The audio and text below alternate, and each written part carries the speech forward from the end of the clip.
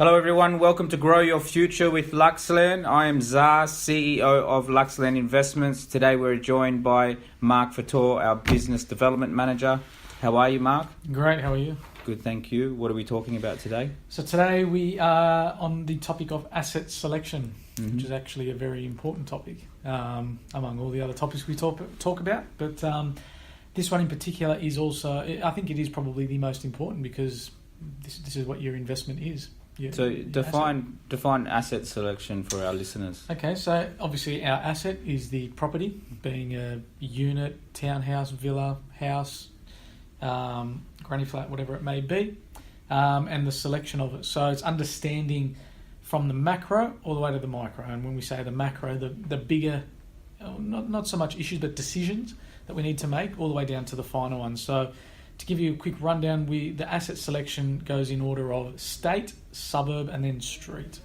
And this is how I guess you start your research on the certain investment or asset you're looking for, and then obviously then you work out your price ranges and stuff like that. But a lot of people do go the other way around. They'll see an investment piece, a property, I should say. And I like that, but not thinking about where it's located exactly, the suburb, the infrastructure around it, all that type of stuff. So what are your thoughts?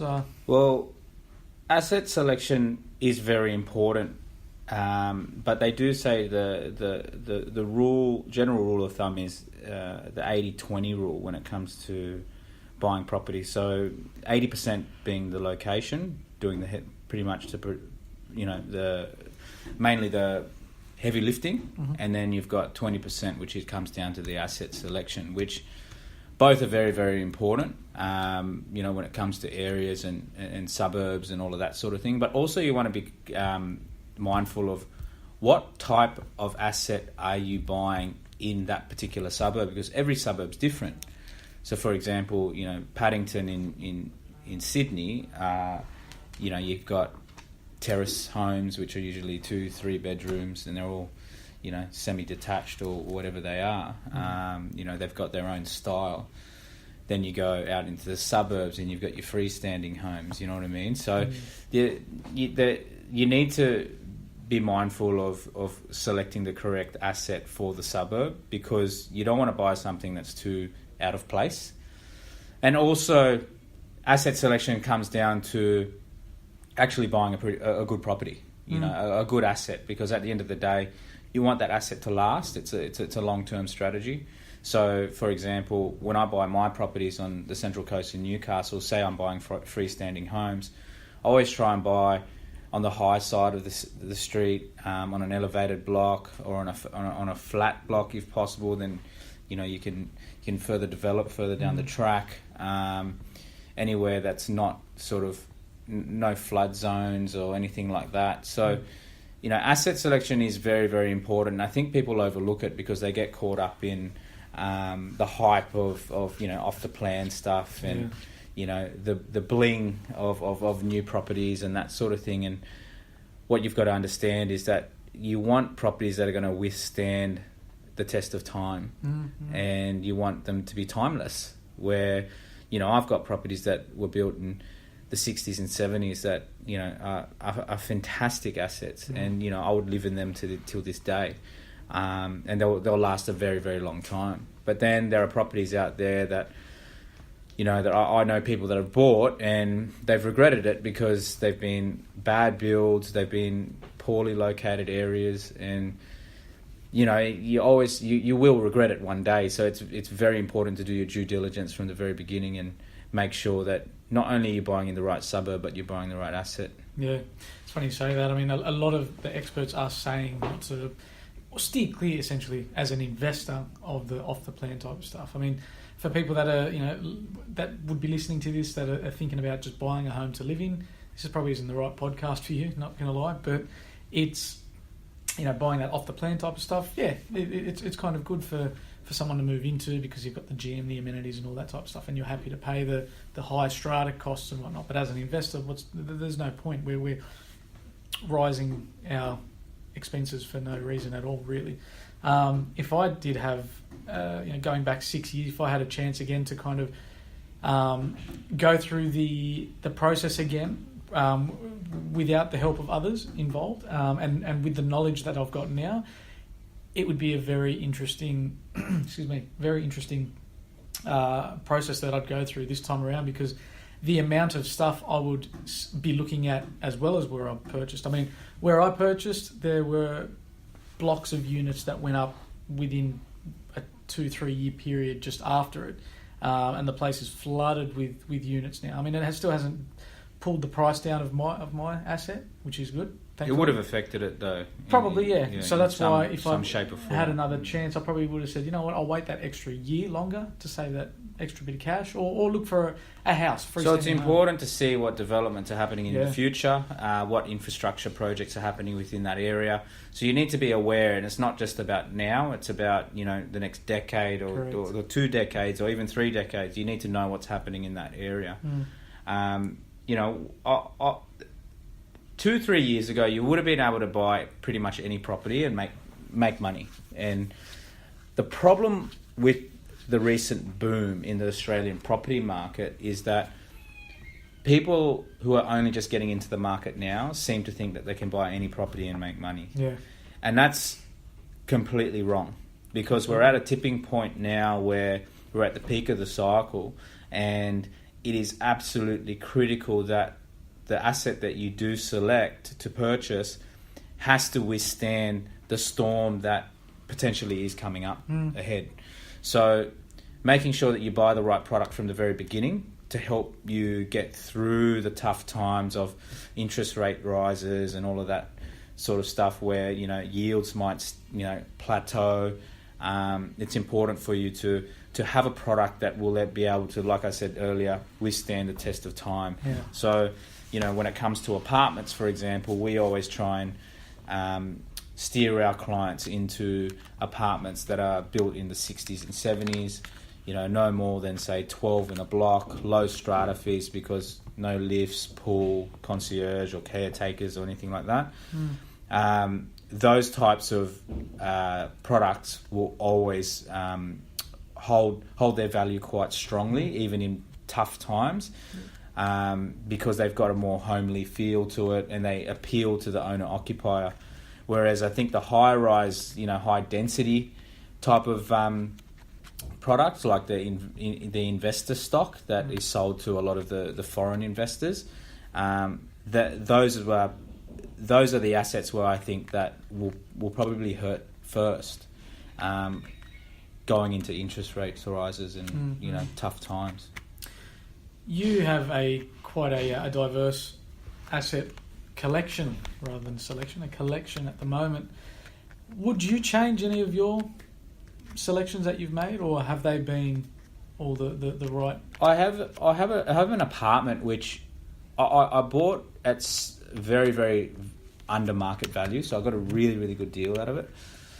It's I got a lot of growth out of it. I've made some really good money out of it straight away, but it's in a block of about 40. And I probably, if I had to sell any of my assets, that would probably be the first one to sell, because I know that, all right, I've made my money out of it because I've bought well under market value, so fair enough, but will it keep growing in value? Yeah. Will it be able to weather the storm of high interest rate rises and all of that sort of thing? I don't know. Maybe not, because what happens in these blocks of apartments is that those apartments get diluted in terms of value. So there's no character or uniqueness about that one apartment because there's so many of them to choose from. And usually what happens is that people realise that, if one goes for sale now and I miss out on it, then another one will come up because there's so many of them soon. And that's definitely the case with this apartment block that I have. So yeah, I think you need to go through, especially if you're buying multiple properties and you're planning on building a portfolio, or you're never going to get all of them right. And I think that's probably the one where, if I had my time again, I would probably still buy it because it was a cracker deal. But in terms of for a long-term strategy, I'll probably move that one first. But everything else, I am extremely happy with. Yeah. And some people call it luck, but at the same time, I educated myself, surrounded myself with the right people, and made sure I bought at the right times, and I bought the right products as well. You're actually selling one of your commercial assets soon, aren't you? I saw an advert for that the other day. Yeah, so commercial assets are a bit sort of different compared to the residential game. I think the residential game is a lot easier to understand, I think, because you know the commercial property game is more so based on the tenancy and your lease that you hold with that tenant. So I think getting educated on asset selection for residential is much more straightforward. However, people think they know everything about asset selection when it comes to residential because everyone lives in a house or lives in an apartment. So you really need to know what the market is really wanting in terms of not just for now in the boom, but also later on, further down the track, because property is a long-term strategy. Mm-hmm.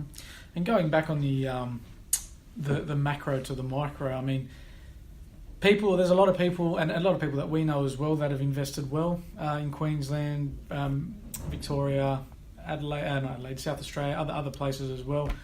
It's always good, I find, to, besides doing your due diligence on the state or the area specifically and what's going on around it, I think it's also good to actually physically go there and get a feel for it. I mean, you want to know where your money's going at the end of the day. Excuse me. I mean, there's a lot of places that you'll see they're getting fantastic rental yields, and we do know that if something's getting a really good rental yield, there's something not quite right there. There's a reason behind it.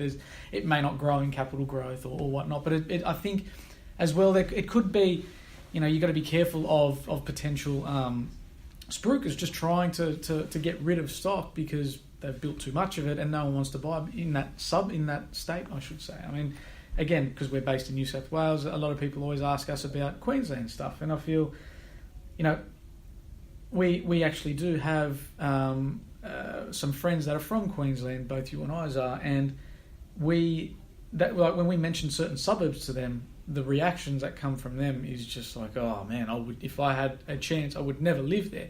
And yes, we understand most of these assets that we're buying as investors, and obviously not you and I, they are only for investment purposes. But again, I don't feel as though people think 10 years down the track. I think they think about, oh, it's a good rental yield and it's whatnot. That's cool. But again, if the tide turns a little bit with interest rates and whatnot, is the rental yield going to be enough to hold you up? Are you going to lose money? Are you going to be in the negative? You know, all of those type of things. There's a lot to think about. Those properties will hurt first when interest rates do go up, because people won't be able to afford to, you know, hold them. Yep. Now, you know, the rents will most probably be able to hold onto those properties, but the aim of the game with property is to build wealth. And you know, like if it's most of these properties that you're talking about with the high yields and you know that are, you know, advertised in Queensland, and mind you, there's some very good properties in Queensland, but the ones that you're talking about, Mark, are the ones that are usually heavily advertised. You know, you get emails about them. You know, people are trying to smash the advertising on them because they're trying to move them. Yep. Now, I don't know any property that has been a very, very, very good asset that has been advertised so heavily, because you don't really need to. When it comes to a good property, right? Like all of the deals that I've gotten have either been off market or I've had to go and chase them, right? And as soon as you hear like a real estate agent kind of calling you non-stop saying, you know, trying to bug you to buy something, then you've got to ask yourself, why is this real estate agent calling me? Like, if the property's that good, then there should be a lot of people on it. So we've got the developer's mindset because we are property developers, and our development sites don't fall in our lap. We don't get real estate agents calling us saying, I've got this great deal for you. You know, you're going to make so much money on it.